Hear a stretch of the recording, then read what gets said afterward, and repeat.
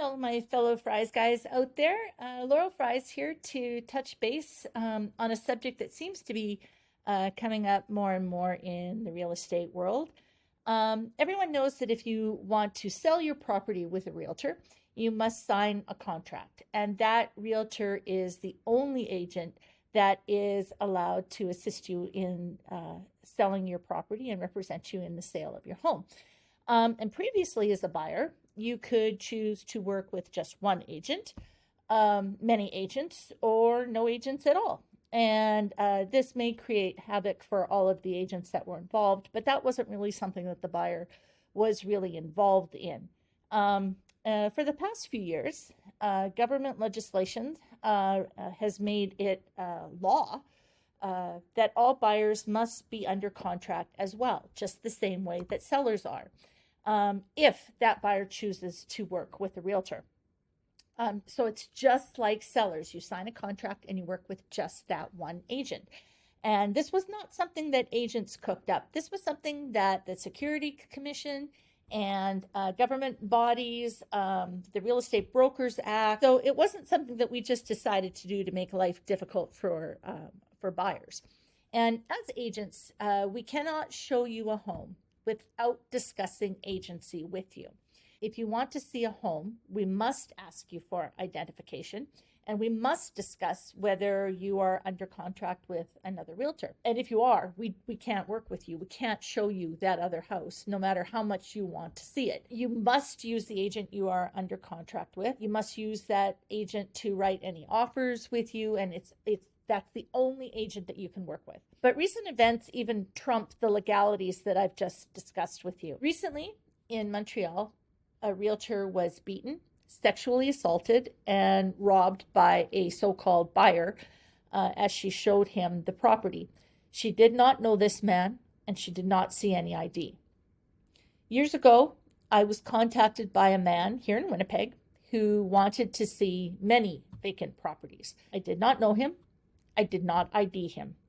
There were many things in his story that made my hubby, Jules, who is also my business partner, it made him uneasy. And he said, you know what? I'm going to call you while you're out showing this guy houses. And I want to know where you are. And I want you to say that you're still with him, so I know you're safe. And this man said his car was in the shop, so I had to pick him up. Every 10 to 15 minutes, Jules would call me and I'd say, yeah, I'm with Joe and I'm at XYZ property, and we're going to be here for about 10 more minutes, and then we're heading off to, XYA property. And we had about 8 properties lined up that we wanted to see. But after this, it carried on for a while, for about 4 houses.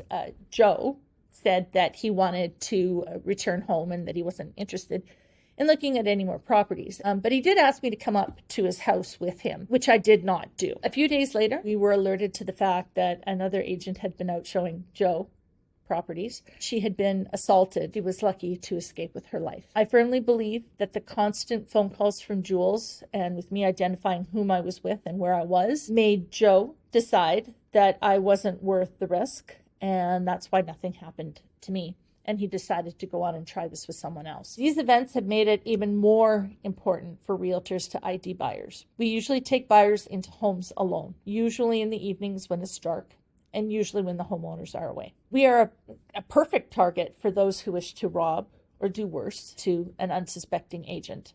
For these reasons, we ask for you to please understand why we need to meet with you before we start showing you homes. Know that when we ask for identification, it's not to harass you with phone calls and emails and texts and to be knocking on your door every 5 minutes. There are even laws in place that prevent us from doing that. It's not to dig into you and your personal information online to see how we can use that to manipulate you. You think about being in a dark basement alone with someone you don't know, who's probably just a first name that you've been given. You know nothing else about this person. And suddenly they block the stairway. You know that the homeowners are not going to be home for about an hour, and you have no way out. You have no weapon or any other way to defend yourself. It can be a scary scenario. Buyer agency agreements not only help us to ensure that we are dealing with a legitimate buyer, not someone who has less honorable intentions, but it also outlines exactly what we are going to do for you and what we are not going to do for you, and what you can expect from us in detail. It also helps ensure that we know whom we are taking into our seller's home. Imagine as a seller, an agent brings someone into your home that they don't know. They have only the name that was given to them, and who knows if that's even real. That night, the seller's home is broken into.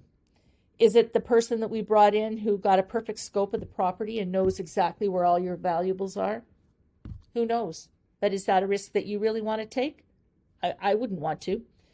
So when we ask for your ID prior to showing a home, please know that we're not trying to invade your privacy. We're trying to maintain that you are safe, that we are safe, and that the homeowner is safe. So I hope that clears up what these buyer agency agreements are and why we are using them.